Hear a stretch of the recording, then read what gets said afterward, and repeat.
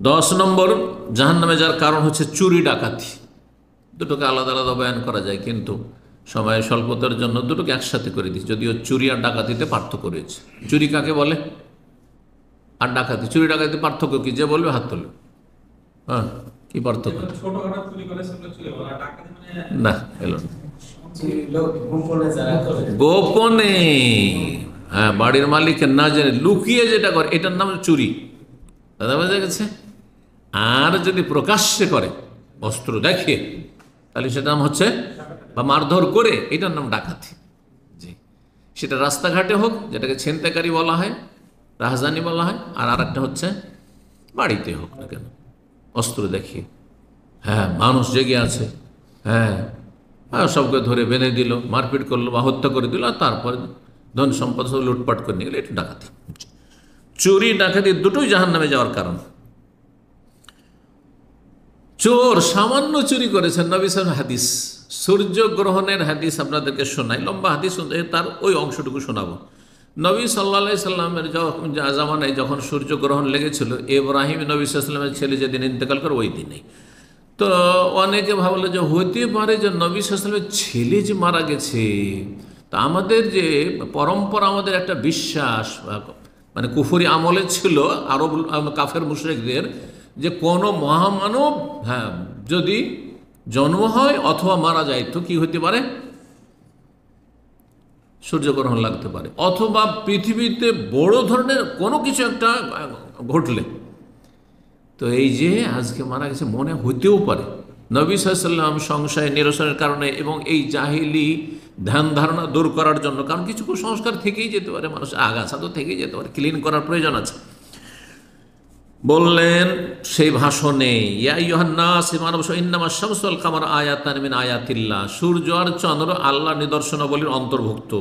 ওয়া ইন্নাহু লা ইয়ানকাসিফান লিমাউতি হায়াতিন ওয়ালা লি আহাদিন ওয়ালা লি হায়াতি, কোন মানুষের মৃত্যুর কারণে অথবা জন্মের কারণে, ভূমিষ্ঠ হওয়ার কারণে সূর্য চন্দ্রগ্রহণ লাগে না। ফাইজা রাআইতুম শাইআম মিন যালিক, যদি তোমার চন্দ্র সূর্যগ্রহণ দেখতে পাও, ফাসাল্লু সালাত আদায় করো হাত্তা তানজালিয়া, যতক্ষণ পর্যন্ত সূর্যগ্রহণ চন্দ্রগ্রহণ শেষ না হচ্ছে। আর তারপরে বলছেন যে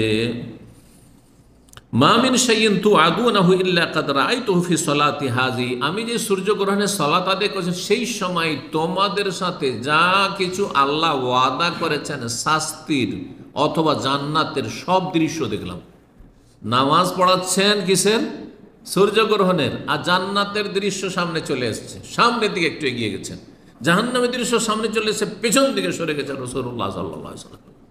যেমন টিভির পর্দায় আমরা পৃথিবীর বিভিন্ন সিনারি দেখি, ঠিক ওই রকমই নবী সাল্লাল্লাহু আলাইহি ওয়াসাল্লাম সালাত অবস্থায় 1400 বছর আগে দেখেছেন জান্নাতের দৃশ্য আর জাহান্নামের দৃশ্য। বলছেন তোমাদের সাথে যা কিছু প্রতিশ্রুত হয়েছে তা আমি এখানে এই সালাত অবস্থায় দেখতে পেয়েছি। তারপরে লাকাদ জিয়া বিন্নার, আমার সামনে আগুন জাহান্নাম নিয়ে আসা হলো। ওয়াজালেকুম, কখন ওইটা শোনো, আমি সলাত অবস্থায়, ওয়াজালেকুম হেইনা রাআইতুম, যখন আমাকে দেখেছিলে যে সলাত অবস্থায় দাঁড়িয়ে আমি তাখার, তো পিছনে সরে গেলাম, পিছনে সরে গেলাম। আগুন জাহান্নামের দেখে দাউ দাউ করে জ্বলছে, পিছনে সরে গেছি। এটা মানুষের প্রকৃতি। মূসা আলাইহিস সালাম জানছেন যে জাদুর সাপ, এই লাঠি আর রশি কি ছিল ওগুলো, লাঠি রশি জাদু, আসলে বাস্তবতা নেই। তারপরে যখন বড় বড় অজাগর সাপ হয়ে যখন চলে আসছে ধেয়ে, তখন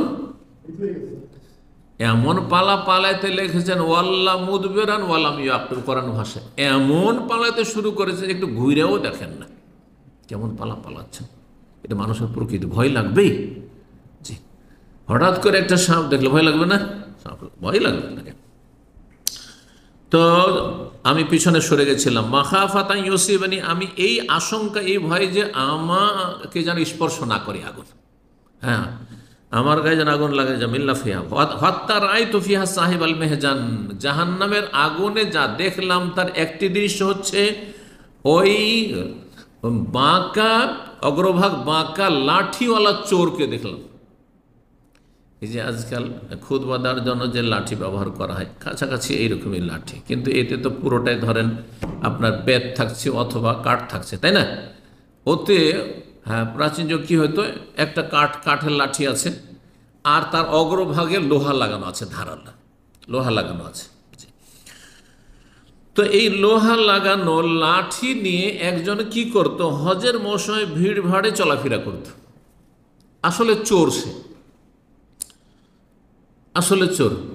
আর তারপরে দেখতে যে কারো ঘাড়ের ওপর একটা কাপড় আছে, ওই কাপড় চুরি করতো শুধু।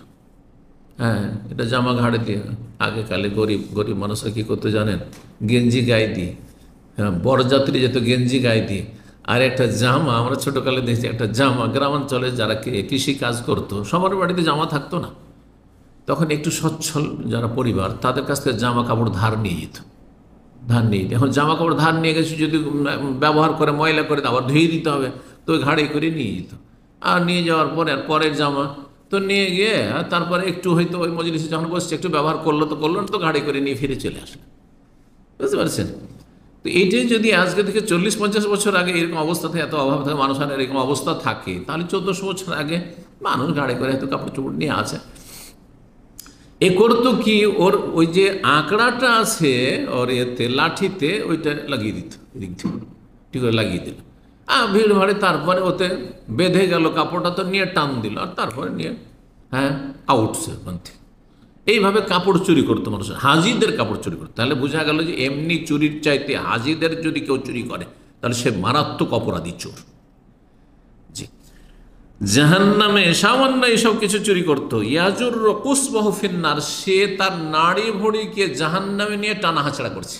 নাড়ি ভুঁড়ি বেরিয়ে গেছে আর নাড়ি ভুঁড়ি নিয়ে সে টানা হাঁচড়া করছে। আল্লাহু আকবার। ঘটনা কি ছিল? বলছে কানা ইয়াসরিকুল হাসে, হাজিদের চুরি করতো। বেমেহজানি, তার এই অগ্রভাগ বাঁকা বিশিষ্ট লাঠি নিয়ে, এই লাঠি দিয়ে কি করতো সে চুরি করতো। ফাইন ফতেন আলাহু, যদি টের পেয়ে গেল, যারে এটা টান দিল কে, টের পেয়ে কালা ইন্নামা তাআল্লাক বিমাজে, ও সরি সরি দুঃখিত, আমার এতে লেগে গেছে, আমি খেয়াল করিনি ভাই। ওয়াইন গোফেল আনহ, আর যদি উদাসীন হয়ে গাফিল থেকে গেল, জাহাবাবি, তাহলে সে কাপড় চুরি করে নিয়ে উধাও হয়ে গেল। পকেট মাররা এরকমই করে, পকেট মাররা এরকমই করে, হাত ঢুকিয়ে দিয়েছে আর তারপরে হট করে ধরেন, ও ভাই ও ভিড় ভাড়ে খেয়াল করেনি, ভুলে গেছে। হ্যাঁ জি, সহিহ মুসলিম 1508 নম্বর হাদিস। ডাকাত সম্পর্কে সূরা মায়েদার আয়াত 33 আল্লাহ কঠিন শাস্তির কথা আল্লাহ বলেছে, দুনিয়া এবং আখিরাত। দুনিয়াতে কঠিন শাস্তি ডাকাতদের আর চোরদের, আর আখিরাতে কঠিন শাস্তি। ইন্নামা জাযাউল্লাযিনা ইউহারিবুনাল্লাহ ওয়া রাসূলাহু ওয়া ইয়াসআউনা ফিল আরদি ফাসাদান আন ইউকাত্তালু আও ইউসাল্লাবু আও তুকাত্তা আইদিহিম ওয়া আরজুলুহুম মিন খিলাফ আও ইউনফাউ মিনাল আরদি যালিকা লাহুম খিজয়ুন ফিদ দুনিয়া ওয়া লাহুম ফিল আখিরাতি আযাবুন আযীম। বলছেন যে যারা আল্লাহ এবং রাসূলের বিরুদ্ধে বিদ্রোহ করে, এই বিদ্রোহী কারা? হ্যাঁ, মুসলিম সরকারের বিরুদ্ধে যারা খারেজি, তারাও যেমন সামিল এতে।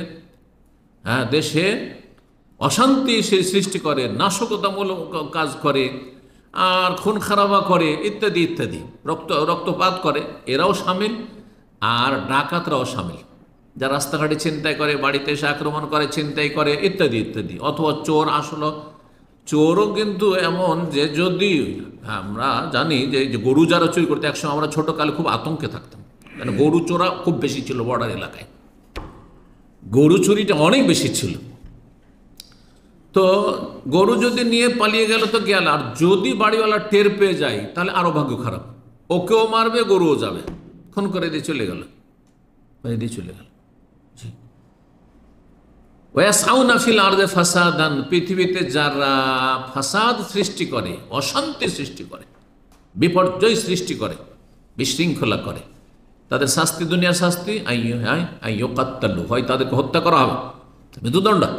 যদি মুসলিম শাসন মনে করে ডাকাতকে মৃত্যুদণ্ড দেবো, দিতে পারবে, ইউকাত্তালু আও ইউসাল্লাবু, অথবা শুলে চড়ানো, শুলিতেও চড়াইতে পারে, ফাঁসিতে চড়াইতে পারে, আও ইউনফা মিনাল আরদ, অথবা দেশ থেকে তাদেরকে তাড়িয়ে দিতে পারে, দেশের নাগরিকত্ব ক্যান্সেল করে দিতে পারে, যে এসব চোর ডাকাতকে রাখবো না, হ্যাঁ এসব জঙ্গিদেরকে রাখবো না, করতে পারে।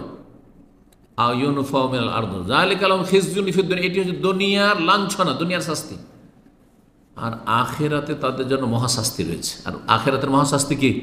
জাহান্নাম। সুতরাং চোর ডাকাতের জন্য জাহান্নাম রয়েছে, যদি বিনা তওবাতে আল্লাহর সামনে হাজির হয়।